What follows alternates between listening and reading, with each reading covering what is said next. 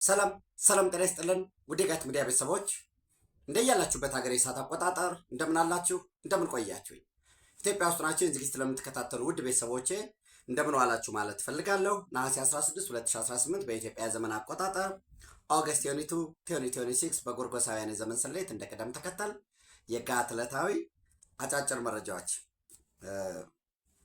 በእውነትም አጭር መረጃዎች ሶስት መረጃዎች ወደ እናንተ አደርሳለሁኝ። እንግዲህ የፍስለታ ጾምን ስትጾሙ ለነበራችሁ የጋት ሚዲያ ቤተሰቦች እንኳን ጾመ ፍስለታን ፈታላችሁ ማለት ፈልጋለሁኝ። እሱን ካልኩኝ በኋላ እንግዲህ ኢትዮጵያ በጣም የረዥም ዘመን ታሪክ ባለቤት ነች። ረዥም ዘመን ምናልባት የኢትዮጵያ ታሪክ ከሮም ሲቪላይዜሽን ጋራ የፐርሺያ፣ የባቢሎን፣ የሩቁ የሩሲያ ከዛ ጋራ የሚተሳሰር ነው። ማዕከሉ የት ነበር የሚለው በየጊዜው ጸሐፊዎች የሚቀያየሩት ነው። ማለት የኢትዮጵያ ቅርጽ የሆነ ጊዜ ትልቅ ሆኖ ራሱ ዛሬ ኢንዲያን ኦሽን የምንለው ኢትዮጵያን ኦሽን ይባል እንደነበረ፣ አቢሲኒያ ኦሽን ይባል እንደነበረ የሚጽፏሉ። ይሄ ደግሞ የማይመቻቸው አሉ። ጀስት ተረት ተረት የሚሉ ሰዎች በታሪካችንም አልተስማማንም። ከየት ወዴት በሚለው ራሱ መግባባት ላይ አልደረስም። የስልጣን ምንጩ ጉልበትና ሴራ ነው የነበረው። ለመዋጋት ታሪካችን በሙሉ ዜና መዋሉ ከሌ በዚህ ጊዜ እንደዚህ የሚባል ወይ ሽፍታ ኦፍኮርስ ያኛውን በዳ አድርጎ ያቀርብና እንደዚህ ተነስቶ እንዲህ አድርጎ እንደዚህ ረድቷቸው እንዲደመሰሱት እንደው የሆነ ጊዜ ቁጭ ብለው ተማከሩ የሚል የለም። እንግዲህ ልሂቃን ሲባል ብዙ እንደየዘመኑ ነው ልሂቅነት እና ከዛ ተነስተን ዛሬ ላይ ደርሰናል። የሆነ ነገር ስንጀምር ዙሪያችንን የሚከቡን የሰርጉ ጊዜ የሌሉ ወይም የማይመጡ የማይፈልጉን፣ ስንዘጋጅ ስንደክም በመከራችን የሚዘባበቱብን፣ ሊነሱ ነው ውጤት ሊያመጡ ነው ሊሻገሩ ነው ብለው ሲያስቡ ግን የኛን የባንዳ ልሳን የነሱንም እያሽሞነሞኑ የሚግቱን ይሄ ታሪካችን ይሄ ነው እና ህዳሴ ግድብ ተጀመረ አያልቅም ማለት ጀምሮ ክራክ ሊያደርግ ነው የመሬት መንቀጥቀጥ ምንም ኃይል እያመነጭ አይደለም። ሊይዝ ይገባው ከነበረው ውሃ በጣም ዝቅተኛውን ነው የያዘው። ይህን ያህል ቢሊዮን ኪዩቢክ 72 ቢሊዮን ኪዩቢክ ሜትር ውሃ ይዟል ብለው ያወራሉ እንጂ ፒውርሊ ፕሮፓጋንዳ ነው ይላሉ። ዛሬ እንዲያውም ኢጅፕት ኢንዲፔንደንት ይዞት የወጣው ለግድቡ እውቅና አንሰጠውም። የመስኖ ሚኒስትሩ እኛ እውቅና ስጡታል። ሀገር ነው እውቅና የሚሰጠው። የሆነ ጊዜ ደግሞ መልሰው ውሃ ሙሉ ለሙሉ አቋርጦብናል ህዳሴ ግድቡ ላይ። ቀጥለን በዚህ በፕሮፓጋንዳ በግራና በቀኝ ሲመግቡት አንደኛ ከራዳር በረራ ውጭ ነው። ሁለተኛ ራዳሮቻችን ሲሰሩ ነበር ወይ? ብዙ እኮ ነው ገመናው ተሸፍኖ ያንን አድርገው አስታጥቀው አሰልጥነው አለንላችሁ ብለው ጦርነት አስከፍተው ያ ጦርነት ሲከፈት በአዲስ አበባ 360 ዲግሪ ተከበበች፣ በአማጽያን እጅ ወደቀች። ዓለም አቀፍ ሰላም አስከባሪ ይግባ ስንት ፕሮፓጋንዳ ተባለ። ኢትዮጵያ አሸንፋ እሱንም ወጣች። ምርጫ ተደረገ። የባለፈው ምርጫ አይደረግም፣ አንድም ሰው ወጡ አይመርጥም። ለምን ልትመርጥ ካርድ አወጣህ የተባሉ ሰዎች ሞተዋል። ለምን አስፈጻሚ ሆንክ ተቆጣጣሪ ሆንክ ተብሎ ያ ሁሉ እያል እየተሻገር ዛሬ ላይ ደርሰናል። የዛሬው ቀን ደግሞ በኢትዮጵያ ታሪክ ሲዘከር የሚኖር ነው። በበጎ ነው የሚዘከረው? በመጥፎ ነው የሚዘከረው? የምንማርበት ምን አለ? ምንስ ማድረግ ይጠበቅብን ነበር የሚለው አንደኛ በሂደቱ ሳይንሳዊ ሂደትን ተከትለን ነበር ወይ? በተሳታፊዎች ተሳትፎ ዛሬ ለህሌናቸው ነው ወይ እነኚህ ሰዎች የሚጽፉት? የነገ ታሪክ ጸሐፊዎችስ በትክክል ተገንዝበው ይወስዳሉ ወይ የሚለውን እሱን እንግዲህ ጊዜ ነው የሚፈታው። ዙሮ ዙሮ ግን ኢትዮጵያ የመጀመሪያ ሀገራዊ ምክክር አደረገች ተብሎ ሌሎች ሀገራት እስቲ ከኢትዮጵያ ትምህርት እንውሰድ ብለው ይመጣሉ። የኛ ብቻ አይደለም ድሉ፣ የሌሎች ወንድሞቻችን የጥቁር ህዝቦች ድል ጭምር ነው። አስቀድሜ እንዳልኳቸው በውሃ በአባይ ወንዝ ላይ ኢትዮጵያ መጠቀም አትችልም፣ የቅኝ ዘመን ውልን መሰረት አድርገን ታሪካዊ መብታችን እናስጠብቃለን ይላሉ ግብጾች። ታሪካዊ መብታችን እናስጠብቃለን ብቻም አይደለም፣ እኛ እውቅና መስጠት መቻል አለብን ለምትሰሩት ግድብ እና ህዳሴ ግድብ የሚባለውን አናውቀው። ሰው ባታውቀው አውቀው ምን ልታመጣ? ባታውቀውስ ምን ሊቀር? ንቀታቸው አድዋ የተሰበረው ዘዋይት በርደን ዘዋይት ማንስ በርደን የሚባለው አስተሳሰብ ነው። ነጮች እኮ ጥቁሮችን ሲገዙ ቅኝ እየገዛን ነው ብቻ አይደለም እኮ ብለው ያስቡ የነበረው እነኚህ ጥቁሮች ደቡብ አሜሪካውያን፣ አፍሪካውያን፣ በተወሰነ ኤዥያ ይሄ አልሰለጠኑም፣ ኋላ ቀሮች ናቸው፣ ሰቤጅ ናቸው። ስለዚህ እኛ ይህንን የማሰልጠን የማንቃት ወደ ሰው የመቀየር ታሪካዊ ኃላፊነት አለብን። ዘዋይት ማንስ በርደን የሚባለው ማለት ነው። ኢትዮጵያ ይህንን አስተሳሰብ አድዋ ላይ ሰበረችው። ጥቁርም ተደራጅቶ ለመብቱ ለነፃነቱ መዋጋት መፋለም የሚችል ቅኝ የማይገዛ የራሱን እጣ ፈንታ በራሱ የሚወስን ነው በሚል በዘመኑ የተደራጀ ቅኝ ገዢ ነው የሚባለውን የበለጠ ተደራጅተን የበለጠ ተዘጋጅተን አመላችንን በጉያችን ስንቃችንን ባህያችን ጭነን ወረኢሉ ከተን ከወረኢሉ ደግሞ አድዋ ገብተን ድባቅ መታ ነው። 9 ሰዓት ነው የፈጀብን። በአጠቃላይ አድዋ ላይ ማንን ሰበር? የነጭ ጥቁርን ይገዛ ዘንድ ግድ ነው የሚለው መሪ ለመሆን የአይን ቀለም፣ ፀጉር፣ አፍንጫው እንደዚህ አይነት የሚለውን አጠቃላይ ቲዮሪ፣ አስተሳሰብ፣ ፐርስፔክቲቭ ሰበር። ዘን ጉባ ላይ ህዳሴ ግድብ ላይ ደግሞ ጥቁሮች እጣ ፈንታቸውን በራሳቸው መወሰን ይችላሉ።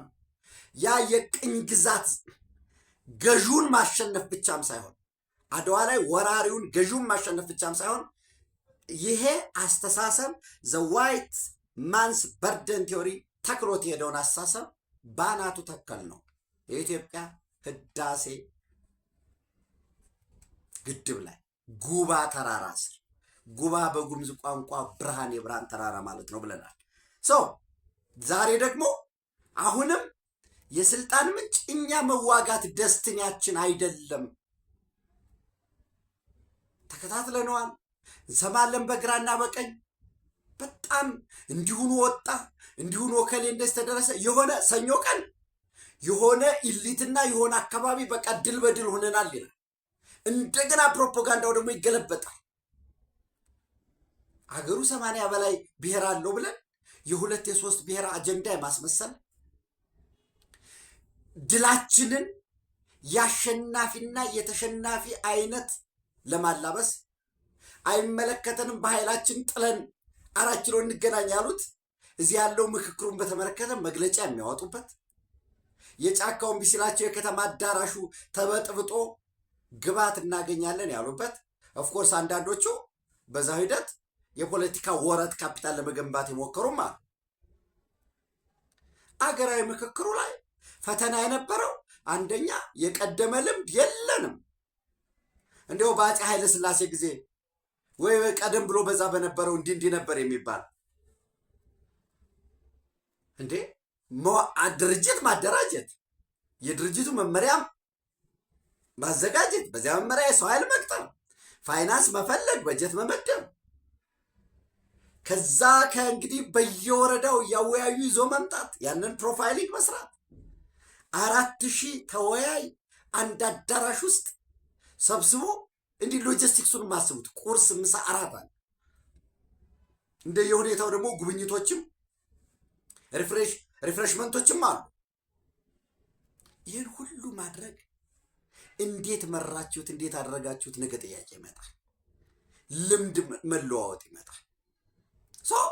እንደዚህ ሆነ እንዲያደረገ የሆነ እንዲባል ያደረገን አንደኛ የቀደመ ልምድ የለንም። ሁለተኛ ልምድ የለም ብቻም ታሪክ የለንም ብቻም ሳይሆን አገራዊ ምክክሩን ይቃኙ የነበሩ የሚጽፉት ተመካካሪዎችን አይደለም ምላችሁ ፕሮፓጋንዳ የሚሰሩት በትናንትና በዛሬ ሳቤ ነው። ኢትዮጵያ እኮ እየመከረች ያለችው ለነገ ነው። ለነገ ማለት ነገ ጠዋት ማለት አይደለም። ለቀጣይ 5፣ 10 ዓመት 20 ዓመት ምን እናድርግ? የዛሬ 30 ዓመትማ አንዱ ትውልድ ደግሞ የለም እስቲ እንደገና መልሰን ልሂቃን እንገናኝ ሊል ይችላል። ይህን መነሻ ሊያደርግ ይችላል። አንደኛው ትናንት ላይ፣ ትናንት ታሪክ ላይ፣ ትናንት በደል ላይ፣ ትናንት ቁጭት ላይ፣ የትናንት ርዕዮተ ዓለም ላይ በትናንት አብዮታዊ ዲሞክራሲ አስተሳሰብ ኦፍኮርስ ያ ራሱ አስተሳሰብ ዛሬም አለ። መሬትን የብሔር አድርጎ ማሰብ አዎ ልክ ነው። ግን ስንወያ ምን ማድረግ ነበረብን? እንዴ መሬት የብሔር ብቻ ሆኖ የሚቀጥልበት አግባብ ላይኖር ይችላል። መሬት የግልም የመንግስትም የወልም የሚሆንበት አግባብ ይዘርጋ። ይህን የሚያካሂደን የሚል ማስቀመጥ ነበረብን። የቀደመ ልምድ የለንም። ትናንት ላይ ቁመን ነው እና ዛሬ ላይ ነው የተመሰረተ ነው። ዙሮ ግን በቀረቡ አጀንዳዎች የነበረ ጭቅጭቅ፣ ውይይት ምናምን ቀላል ሰው አትበሉት። 4000 ሰው ራሱ እርሾ ነው። የ4000 እርስ በርስ ተዋውቋል። የሌላውን በደል፣ የሌላውን ፍርሃት፣ የሌላውን ስጋት፣ የሌላውን ደስታ አዳምጧል። ተመልሶ ሂዶ በየአካባቢው ዘር ነው። የተሻለ ልሂቃን ናቸው። እንዲህ ነበር ሂደቱን ያስረዳሉ። ለልጆቻቸው፣ ለቤተሰቦቻቸው፣ ለአካባቢዎቻቸው ይነግራሉ። እርስ በርስ እንተዋወቃለን። እነኝም ይጠያየቃሉ። ነገ ከነገ በስቲያ ቤተሰብ ምናምን መስርተዋል። ቤተሰቦች ይሆናሉ። ኮኔክሽን ኔትወርኪንግ አለ። አገራዊ ምክክሩ ይሄው የተፈራረምንበት በእነዚህ ላይ ስምምነት፣ በእነዚህ ላይ ቀጣይ ይታዩ፣ ይሄ ነው ዶክመንት ብሎ የኢትዮጵያ ሀገራዊ ምክክር ኮሚሽን አቀረበ። አበቃ ማለት አይደለም እኮ። ይህንን የምክክሩን ውጤት ወደ ፖሊሲ፣ ወደ ህግ፣ ወደ ደንብ፣ ወደ መመሪያ፣ ወደ ትርክት፣ ወደ መዋቅር ማስገባት ደግሞ ቀጣይ ስራዎች አሉ። ህገ መንግስቱ ሲካተቱ የሚሉ የቀረቡ አሉ። ስለዚህ ህገ መንግስት ይጻፋል ማለት ነው። የለመድነው ምንድን ነው? ጃንሆይ ቀዳማዊ ኃይለ ሥላሴ ይሄው የተባበሩት የሊግ ኦፍ ኔሽን ለመግባት ስለፈለኩኝ ለሌላም አመጡ። የመጀመሪያ ህገ መንግስት ፍትሐ ነገስትን የሚተካ አሻሽያለሁ 25ኛ ዓመቴን አስመልክተዋል። እሱን ዘጋን፣ በኃይል ገለበጥን። ሚኒስትሮቻቸው ምናምን በቃ አስወገን። እንማር እንዲያው ምንድን ነበር ብንገናኝ ምንድን ነው የሞከራችሁት እኮ አላልንም። ቅበር በእነሱ መቃብር ላይ ልከዋት አሁን አቀዝቅዟል። ከሰሞኑ ሲል እንደነበረው በብልጽግና መቃብር ላይ እንደሚለው በንጉሱ ባለስልጣናትና በንጉሱ መቃብር ላይ አዲስ ነገር ይዘን መጣን ተባለ። ሶሻሊዝም ሆይ ሆይ ሆይ ሆይ ሆይ ሆይ አሉ። የተገኙ ድሎች አሉ። በዛ ሂደት ማንኳሰስ አይደለም።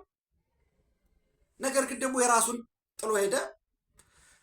የሂድሪ ህገ መንግስት እሱም ሳይጸድቅ ኢህአዲግ መጣ። ቻርተር አለ። በዛ በቻርተር ቆየ። ቻርተሩን ይዞ ግን ሰናፈላ ሂዶ ህገ መንግስት ጻፈ። ኦነግ እና ህወሓት ህገ መንግስት ጻፉ። ሻዕቢያ እስቲዮ ተባለ። ኢሳያስ አፈወርቂ ራሳቸው ያሉትን ነው የምነግራችሁ። ያነበብ ነው። አይ እንዲህ ብታረጉ ዘን ህገ መንግስት አጽዳቂ ተባለና ተጽፎ የመጣው ጸደቀ። አስቡ። አሁን ግን ይህ ህገ መንግስት ውስጥ ቢካተትልኝ የሚላለ ገና እኮ ምናልባት ተስፋ የማደርገው እንደገና ህገ መንግስት ደግሞ ተጽፎ ይሄ ህገ መንግስቱ ላይ ደግሞ ውይይት ይኖራል። ኦኬ በሀገራዊ ምክክሩ ላይ የነበረው ሀሳብ ምንድን ነበር የተነሳ ዶክመንት ይኖረናል። ቪዲዮዎች፣ ጽሁፎች፣ የቃለ ጉባኤዎች እነዚህን ይዘን ኦኬ ህገ መንግስቱ የነበር ከዚህ እንደዚህ ተንሸራቷል ምናምን የሚል ይሄ ትልቅ ስኬት ነው ወዳጆች። እንኳን ደስ አለን የምንለው ተጨቃጭቀን ተወጣጥረን ምን ብለን የሆነ በቃ አለቀ ተብሎ እንደገና ተቃቅፈ የምትለያይበት በአንድ አዳራሽ ውስጥ ያለቀ ነው። አንድ ወዳጄ ጻፈው አለ የሞተ ሰው የለም፣ ደሙ የፈሰሰው የለም። ጦርነት ቢሆንስ ደም ይፈሳል፣ ቁስል አለ። ይሄ ተፈውሷል። ያሸነፈችው ኢትዮጵያ ነች ሲባል አሸናፊና ተሸናፊ የለም ማለት ነው። የልሂቃን ዲስኮርስ፣ ክርክር፣ ጭቅጭቅ ሀገር ነው እኮ ይቀጥላል።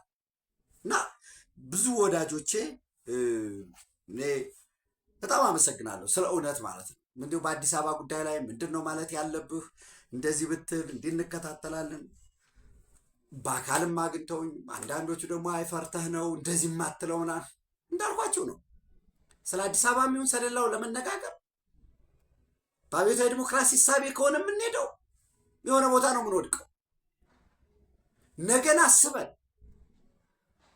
መሬትን የግል እንደሚሆን የወል የመንግስት አድርገን ካሰቡ፣ ሁለተኛ አዲስ አበባ እውነት ነው ሀብት አለው። ይሄ ከተማ እኔ የምኖርበት አሁን አዲስ አበባ ከተማ ሀብት አለው በንጽጽር። የኢትዮጵያ ፈጣን እድገት ግን የምነግራችሁ ለምሳሌ በሀቅ እንነጋገር ከተባለ በባለፉት 8 ዓመታት እኮ አዲስ አበባ ላይ የተሰራው አጠቃላይ ስራ ለባለፉት 20-30 ዓመት ከተሰራው በላይ እኮ ነው። በመንገድ በህንፃ አሁን እኮ አዲስ አበባ ላይ ወደ 700 ሺህ ቤት እኮ እየተገነባ ነው። 700 ሺህ ቤት ወዳጆቼ ምን ማለት ነው? በሌላ መልኩ ኢቭን አዲስ ከተማ እየተገነባ ነው ማለት ነው። 700 ሺህ ቤት። ይህ ከተማ እኮ እንደገና በኮሪደር ልማት እንደገና እየታደሰ እኮ ነው ያለው። ሰው አዲስ አበባ እውነት ነው የኢትዮጵያ የሀብት ማዕከል ነው፣ ግን ሰው አለበት። ዝም ብሎ ጠፍ ሜዳ አይደለም፣ ጠፍ መሬት አይደለም። መሬቱ የማን ነው የሚለው አብዮታዊ ዲሞክራሲ ስለሆነ የተቸገር ነው። ከዛ ወጥቶ ነገን መተለም ሲቻል ገና ከአዲስ አበባ አሁን ትንቢት አይደለም የምነግራችሁ፣ ጀስት ትንሽዬ ቪዥን ነው የሚያስፈልገው። ከአዲስ አበባ ቢሾፍቱ በቀጣይ 5-6 ዓመት ይገጥማል ሁለቱ ከተማ። ምን ማለት ነው? በሌላ መልኩ ትልቅ ግድንግድ ሸገር የሚባል ከተማ ይሰራል። ለዛውም አዲስ አበባ እንደምታውቁት ያለ ፕላን ተሰርቶ ፕላንም ቢኖረው ለምሳሌ የቀዳማዊ ኃይለ ሥላሴን ፕላን ደርግ መጥቶ የተወሰነ ሲሸርፍለት፣ ከዛ ኢህአዴግ ሲሸርፍለት፣ አንዳንድ ህንፃዎች እኮ አስፋልት ዳር ኮለን አቁሞ እኮ ማለት የሚያስተዛዝብ እኮ ነው። ሰው አዲሱ ከተማስ አዲስ ሸገርስ ያን ያህል ፈተና የሚሆን አይደለም። ግዙፍ ከተማ ይገነባል። በየክልሎች ግዙፍ ከተማ እየገነባን ነው። ሰላም ካደገ አገራችን ካደገ ማሳደግ ከቻል ህዝባችን ብዛቱ አዲስ አበባን የሚገዳደር የሚወዳደር አላልኳችሁ፣ ኢቭን ከአዲስ አበባ ግድንግድ የሆነ ከተማ መገንባት እንችላለን። እየተገነባ ነው። ጫካ የሚባለው እኮ የጫካ ፕሮጀክት ሲያልቅ እኮ ወዳጆቼ ፕላኑን ብታዩት ግሩም እኮ ነው የምትሉ። ጠላቶቻችን የሚያስወሩበት አንደርግራውንድ የሆነ ቤተ መንግስት ያለው ውስጥ ለውስጥ ዋሻ ወፍ የለም። እንደዛ አይደለም። በትንሹ 300 ሺህ ነዋሪዎችን የሚይዝ እጅግ ዘመናዊ ከተማ ነው የሚገነባው። ጫካ የራሱ ሆስፒታል፣ የራሱ ዩኒቨርሲቲ ያለው ኤቭሪቲንግ ስማርት የሆነ ከተማ፣ በፕላን የሚመራ ግሪን የሆነ ከተማ። ስለዚህ አዳዲስ ሀብት መፍጠር እንችላለን። ይሄ ሀብቱ ከሆነ ሌሎችም አሉን። ግን አብዮታዊ ዲሞክራሲ እኛና እነሱ ወዳጅና ጠላት፣ ከዛስ የሚያራግቡ ፕሮፓጋንዳዎች እንደዚህ ሆነ፣ እከሌ ያሳካው፣ እነ እከሌ ረግጠው ሊወጡ ሲሉ እንደዚህ አድርገን ያዝናቸው። ያ ዞሮ ዞሮ ኢትዮጵያውያን በደንብ አድርገን ፕሮፓጋንዳ ተምረንበታል ብዬ አምናለሁ። ጠላቶቻችን እንዴት እንደሚሰሩ እንዴት ሊያፈርሱን እንደሚሞክሩ ተምረንበታል። ሚዲያ ላይ የምንሰራም ሰዎች ምን ምንል ሰዎችም ብዙ ነገር አይተንበታል። የተቀያየመም ሰው አለ ብዙ እኔ አያለሁኝ። አንተ እንደዚህ ነበር እንዴ የምታስበው እንዴ ነበር ከዛ ብንውጣ በቃ ሐሳቦቻችን ተጋጩ እንጂ ደም አልደማም፣ አልተተቋቆስንም፣ ቦምብ አልተወረወረ፣ ቀለበት ደን ኢትዮጵያ አሸንፋለች። ምለው ለዛ ነው እያሸነፈች ትቀጥላለች። የሚንቁን በሰራ ነው ግድብ ላይ እውቅና እንሰጥ የሚሉን የንቀት ጥጋቸውን የሚያሳዩን ለዛ ነው የኛ ምን አሉ እንዲያውም ላንብብላችሁ የሚገርማችሁ እንደው በዚሁ አጋጣሚ ማለት እኔ በጣም ነርቨስ ስለሚያደርገኝ ነው። ገርዲዝ ኢሊጅቲሜት አለ ህጋዊ አይደለም እና ሪኮግናይዝም አናደርገው። ያው ሶማሊላንድን ሪኮግናይዝ አድርጎ አታርጉ፣ ኮሶቮን ሪኮግናይዝ አድርጎ አታርጉ ምናምን አያችሁ። የንቀት ጥግ ለምን ተለላኪዎች አሏቸው ጠርተው እንዲያርጉ እንደዚህ የሚሏቸው ሪኮግናይዝ የምናደርገው የውሃ አድሚኒስትሬሽን ምናምን በእኛ በፈለግ ነው ኦኬ እሱ እናደርጋለን የሚሉ የትም እኮ ላይ ደርሱ ነው ታሪካቸውን የሚያበላሹት። እና ከውረድ እንውረድ ወደ እንደራደር መሸጋገር ቀላል ነገር አይደለም። በምክክሩ የሞተ የቆሰለ ቀርቶ ደሙ የፈሰሰ የለም። የተጨቃጨቁ ተቃቅፈው ተለያይተዋል።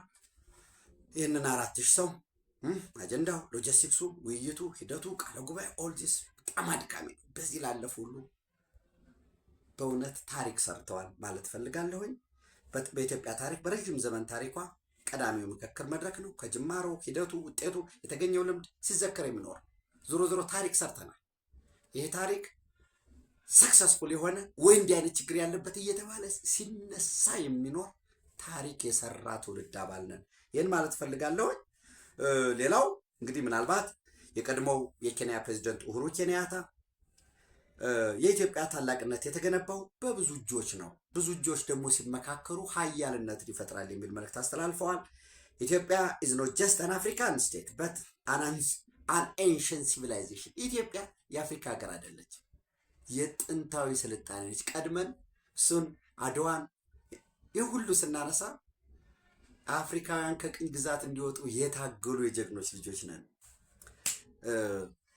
በውስጥ አንድነታችን መድገም አለብን። እየተማርን እንሄዳለን። አሁን ኢትዮጵያን ማቆም እንደማይቻል በአዳንም ባንዳዎችም እየተማሩ ነው የሚመጡት።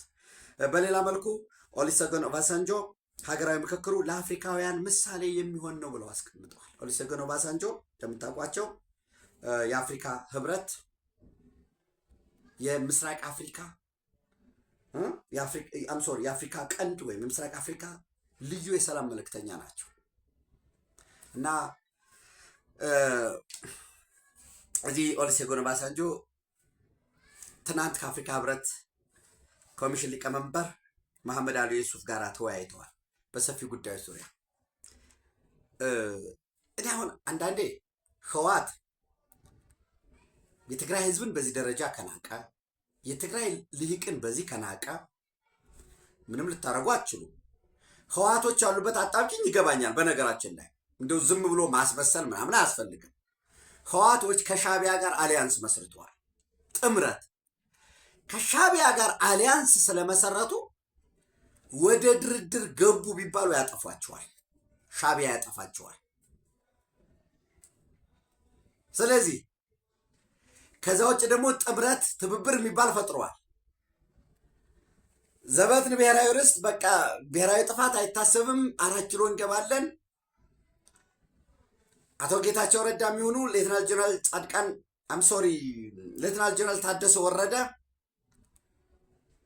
ተፈናቃዮችን መመለስ አልቻሉም። አሁን የተፈናቃዮች ጉዳይ አይደለም እኛ የሚያሳስበን 4 ኪሎ መግባት ነው የሚል የሁሉ የመድረክ ዛቻ አለ። ከታች ጀምሮ የጎነጎኑ የመጡት እና ድርድር ላይ ቀርበው ሰዎች አስቀምጠው እነከሌ ብለው ድሮን መደብደብ ይቅር፣ የኢትዮጵያ መከላከያ ሰራዊት ወደኋላ ይሳብልን፣ ተከበናል፣ ዓለም አቀፉ ማህበረሰብ ረስቶናል፣ በጀት ይለቀቅልን፣ አሁን ያለው የተመሰረተው መንግስት ይጽደቅና እንደዚህ ይሄ ሁሉ አቅርበው ጥያቄ ብለው አቅርበው እንዲሁ ሌላውን ተውትሽ የትናንት መግለጫቸውን ውሰዱ።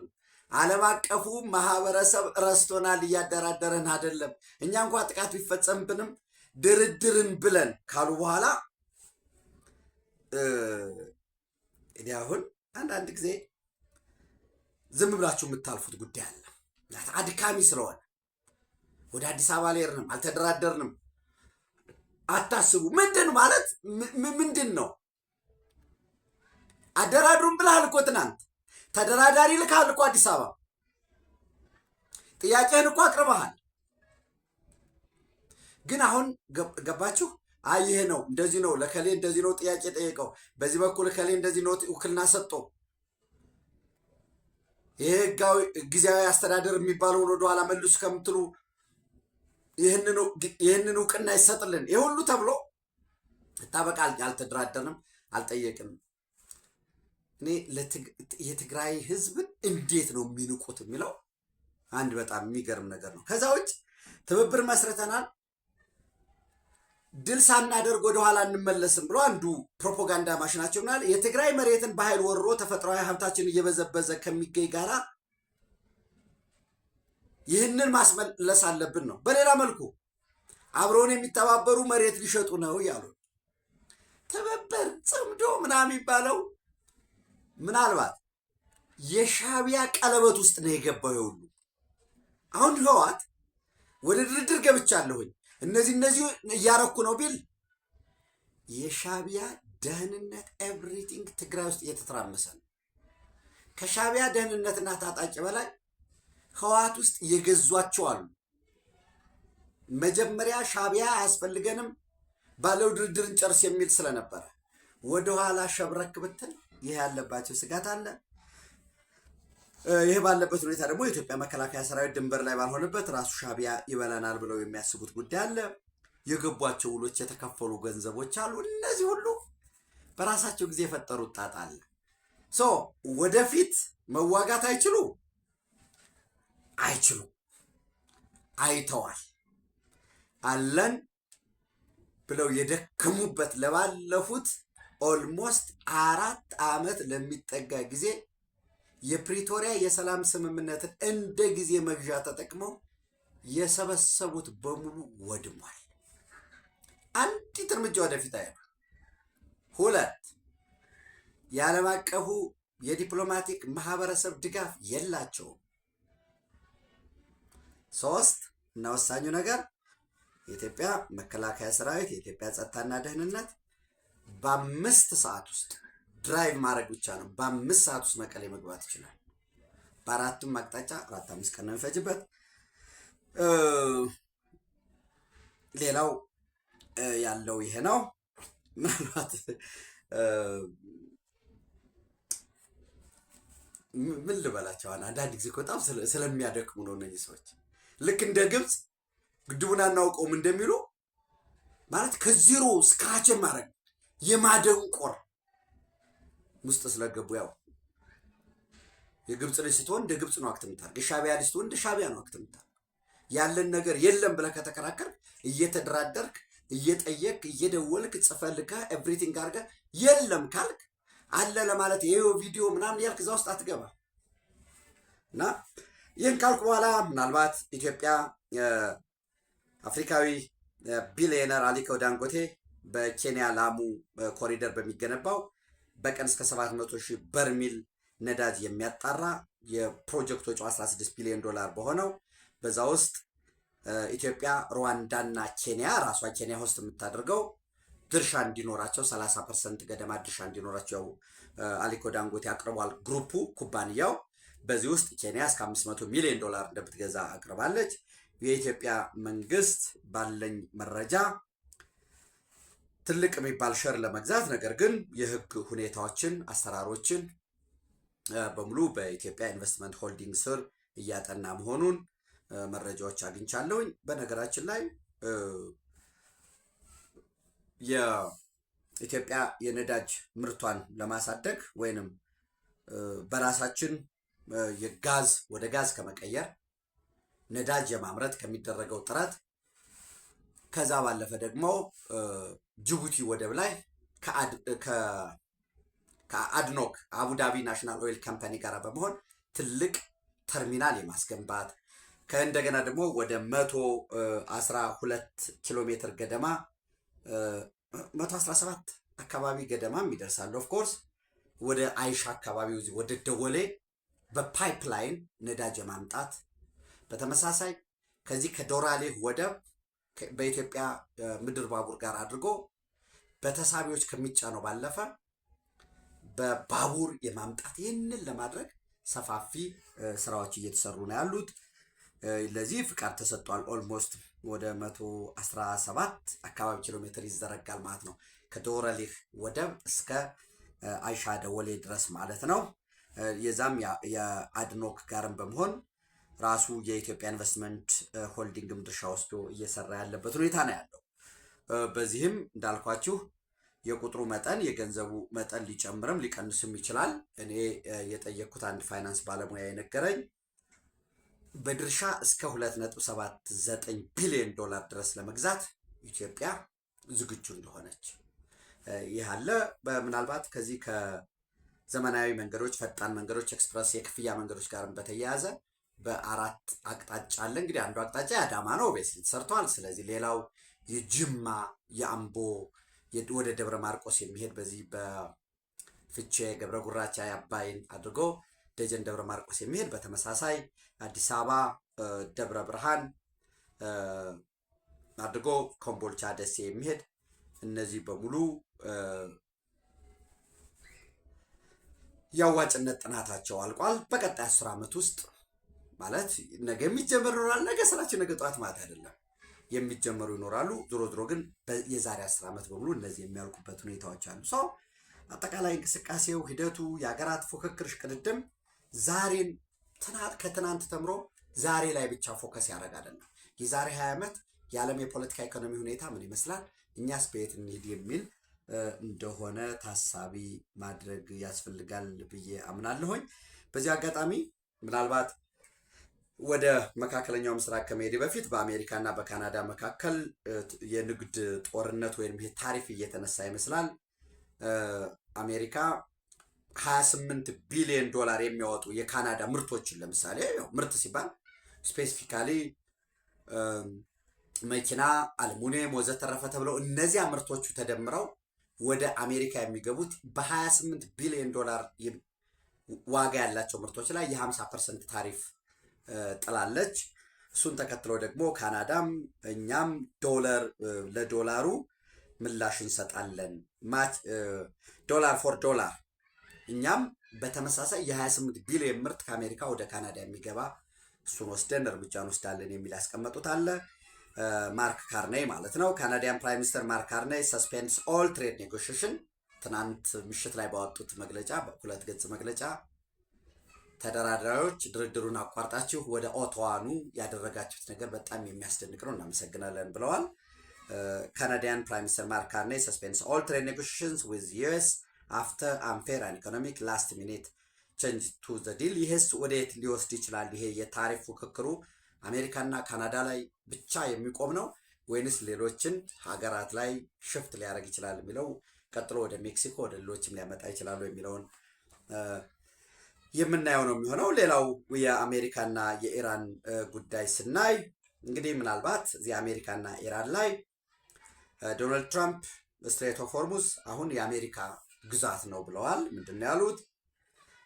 ኢራኖች ድርድር ይፈልጋሉ። they want to make a deal so badly and we don't even know if we want because I view the Strait of Hormuz as an American territory right now. It is American territory ብለዋል።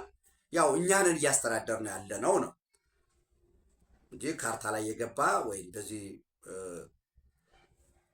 ሪኮግናይዝ አድርጉ የሆርሙዝ ስትሬት የአሜሪካ ነው የሚሉ ወደዛ ተሄዷል እያልኩኝ አይደለም። እንግዲህ ራሱ በዚህም የሚፈጥረው ሳይኮሎጂካል ዋርፌር አለ። እሱን ካልን በኋላ በወሳኝነት የመካከለኛው ምስራቅን አዲስ የኃይል አሰላለፍ እያመጣ ያለ ጉዳይ አለ። የኢራን ቫኪዩም ራሱ ኢራን አሁን በመካከለኛው ምስራቅ ውስጥ ሪጅሙ ኮላፕስ ያደረገ እንደሆነ እንግዲህ ከዚህ በፊት ወደ እናንተ አምጥቻለሁ። አሜሪካ ወደ ጦርነቱ ስትገባ ምንድን ነበር የነበራት ዓላማ በሚል ስርዓቱን መቀየር፣ ሪጅም ቼንጅ፣ መሪዎችን መግደል ትችላለች። ስርዓቱ ግን አልተቀየረም። ስለዚህ እንዲያውም የበለጠ አክራሪ ሆኖም ሊሆን ይችላል የሚሉ ጸሐፊዎች አሉ። ምንድነው ኢቫሉዌት ስናደርገው ኤክስ ሊሆን ይችላል ብለን አስቀምጠናል። የዩራኒየም የማበልጸግ ዲስትሮይንግ ራንስ ዩራኒየም ኢንሪችንግ ካፓቢሊቲ በዚህ ላይ ሲታይ ምናልባት 50-60% ተሳክቶላቸው ሊሆን ይችላል። ግን የፒከክ ማውንቴን እስካሁን ያለበት ሁኔታም አልታወቀም። ኢንዲንግ ኢራንስ ሎንግ ሬንጅ ሚሳይል እና ካቲንግ ኦፍ ኢራን ሳፖርት ፎር ፕሮክሲ ግሩፕስ ላይክ ዘ ሁቲ፣ ሄዝቦላ፣ ሐማስ የሚሉት ከዚህ አንጻር ሲታይ ወደ ቀጥታ ጦርነት ውስጥ አሁን እስራኤልም አሜሪካም ወደ ኢራን ለመመለስ ጫናዎች አሉ ብያቸዋለሁ። ምርጫ አለ። የአሜሪካ ሚድተርም ኢሌክሽን አለ። የእስራኤል ደግሞ አሁንም የመሪነት ምርጫ አለ። ስለዚህ እስከ ኦክቶበር 27 እና ኖቨምበር 1 ላይ ያልቃል። ዊች ሚንስ አሁን ሴፕተምበር ኦክቶበር ብለን ብንወስድ የዛሬ 3 ወር እስከ ዛሬ 3 ወር ድረስ ከመጪው 3 ወር ለመጪው 90 ቀን የኢኮኖሚ ማዕቀቡን ማጥበቅ፣ ማላላት፣ ድርድር ወዘተረፈ እያለ ሄድና ከ3 ወር በኋላ ተመልሰው ወደ ግጭት ይገባሉ የሚል እምነት አለኝ። እዚህ ላይ ግን አዲስ የኃይል አስተላለፍ እየመጣ ነው። የሶሪያ ዋና ደጋፊ የነበረው ኢራን እንደነበረ ታውቃላችሁ። የበሽር አልአሳድ ዋና ደጋፊ ኢራን ነው። በሽር አልአሳድ ደግሞ ኢራን ላይ ብቻ በኢራን ብቻ ድጋፍ አይደለም የቆመው። ኢራኖች ፋይናንስ ይስጡት፣ ኢራኖች የጦር መሳሪያ እንደዚህም ድጋፍ ያደርጉለት እንጂ ተዋጊውና ዋነኛ ኃይሉ ደግሞ የሊባኖሱ ሄዝቦላ ነው የነበረው። ስለዚህ እስራኤል ሄዝቦላን ስትቀጠቅጥ የሄዝቦላ መዋቅር ያ ፔጆሩ ምኑ የነበረው የምታስታውሱት ነው። እሱን ስታፈራረስ በተመሳሳይ ደግሞ አልሻራን ጨምሮ ታጣቂዎችን ደግሞ ስትረዳ የኖረችው ቱርክ ነች። በተለይ ቱርክና እስራኤል ያው የቆየ በ1949 ከአረብ ማጆሪቲ ሙስሊም ማጆሪቲ የሆነ አገር አረብ ማጆሪቲ ሙስሊም ማጆሪቲ ሆኖ እውቅና የሰጠቻት ቱርክ ነች ለእስራኤል። ከዛ አብረው የአየር ኃይሏን በማዘመን የተለያዩ የጋራ ምርምሮችን ትብብሮችን በመስራት ያው ቱርክ ደግሞ በመካከለኛው ምስራቅ በተለይ ከነ ሳውዲም ጋር ትንሽ መቆራቆስ ነበረባቸው። እሱን ሁሉ በማድረግ አብረው ነው የኖሩ። መቼ ነው የሚቀየረው ሲባል የጋዛ ክራይሲስ ላይ ይቀየራል። ከዛ ለጋዛዎች ደግሞ ፍሎቲላ ይሄ ድጋፍ የሚሰጡ እነሱን ተከትሎ ያለው እየሄደ እንግዲህ በባለፈው አቡ አልዱሄር ኤርቤዝ የሚባለው ለእስራኤል 170-180 ኪሎ ሜትር ርቀት ላይ ያለ እዛ ላይ የቱርክ ወታደራዊ ጦር ሰፈር ሊመሰረት ነው በሚል ነው። አንዳንዶች ደግሞ የለም መጥተው ኢንስፔክሽን ሰርተዋል ባለሙያዎች የሚል ጉዳይ አለ። ዙሮ ዙሮ ያንን ጥቃት መፈጸማቸውን ተከትሎ አሁን ራሱ ሶሪያ ትናንት የኢራንና የአሜሪካና የእስራኤል መፋለሚያ አድርጎት እንደነበረው በሽር አልአሳድ ሶሪያን ተመልሶ አልሻራ እንደገና የቱርክና የእስራኤል የጦርነት ሜዳ ማድረግ ይፈልጋል ወይንስ ከዚህ በፊት እንዳለው ነው እኛ ከእስራኤል ጋር ሴኩሪቲ አሬንጅመንት ውስጥ መግባት እንፈልጋለን ያሉት የሚለውን እሱን የምናየው ነው የሚሆነው። ዙሮ ዙሮ ቱርክ ለሶሪያ ዋነኛ የጸጥታ የኢኮኖሚ አጋር ነው፣ የሚሊታሪም ደጋፊ ነው። አንዳንዶቹ ሶሪያ የዚህ የመካ ጆይንት ዲፌንስ አግሪመንት ሊገባ ይችላል። ሊሆን አይችልም ማለት ሀዊት ኩድ ቢ አንዳንድ ጊዜ ሊሆን የሚችልና ሊሆን የማይችል አለ። እስራኤል አይፈቅድም። የለም ሶሪያ እኮ ሶቨሪን ነው ከፈለገው ሀገር ሂዶ መፈረም ሌላ ጉዳይ። ግብፅ የመካ ጆይንት ዲፌንስ አግሪመንት አባል ቢሆን እኛማ በጣም ነበር የምንፈልገው። እዛ አባል ሲሆን የት እንደሚቆለፍበት ይታወቃል። የህዳሴ ግድብ እኮ ሲገነባ በደግ ብለው ወደ ራሽያ ነው ሆስኒ ሙባረክ ምናምን ዞር ሲል እውቅና መልሰን እናንሳል። ያ ሁሉ ሲመጣ እነዚህ ጉዳዮች አሉ። ዙሮ ዙሮ የኃይል አስተላልፎችን መስራት ሶሪያና ግብፅ የዚህ መካ ጆይንት አግሪመንት ይገባሉ የሚል ጉዳይ የለኝም። ዙሮ ዙሮ ግን ሚሊተሪ ቤዝ ቱርክ ሶሪያ ውስጥ እንዲኖራት እስራኤልም አትፈቅድም። የእስራኤልና የቱርክ ፉክክር ሽኩቻ ግን ሶሪያ ውስጥ የጦር ሰፈር የማቆም ፍላጎት አይደለም። ከዛ ጀርባ አጀንዳዎች አሉ። የኢንዲያ ሚድል ኢስት ኢኮኖሚክ ኮሪደር አለ። የነዳጅ የፓይፕላይኑን የመቆጣጠር ጉዳይ አለ።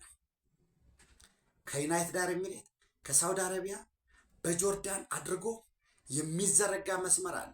ራሷ ቱርክ ደግሞ የሂጃዝ ሬልዌይ መገንባት ፍላጎት አላት። በመካከለኛው ምስራቅ ምናልባት የቴክኖሎጂ የሁሉም ነገር ተጽዕኖ ፈጣሪ ሆኖ የመውጣት ፍላጎት አለ የቱርክ። የኢራን በዚህ ደረጃ የሚዳከም ከሆነ እሱንም ተክቶ የመውጣት ፍላጎት አላቸው። የሂጃዝ ሬልዌይ እንዲያ ሚድል ኢስት ኢኮኖሚክ ኮሪደር በቀይ ባህር ፖለቲካ ላይ እንዲሁ አሸንፎ የመውጣት እና የዛሬ 20 ዓመት 30 ዓመት ለግማሽ ክፍለ ዘመን ቢያንስ ፓወር ፕሮጀክት ማድረግ ይፈልጋሉ። ስለዚህ ሶሪያ ላይ ነው የሚፋለሙት ወይንስ ወደ ሶማሊያ ተመልሰው ሶማሌላንድ ላይ ነው የሚፋለሙት?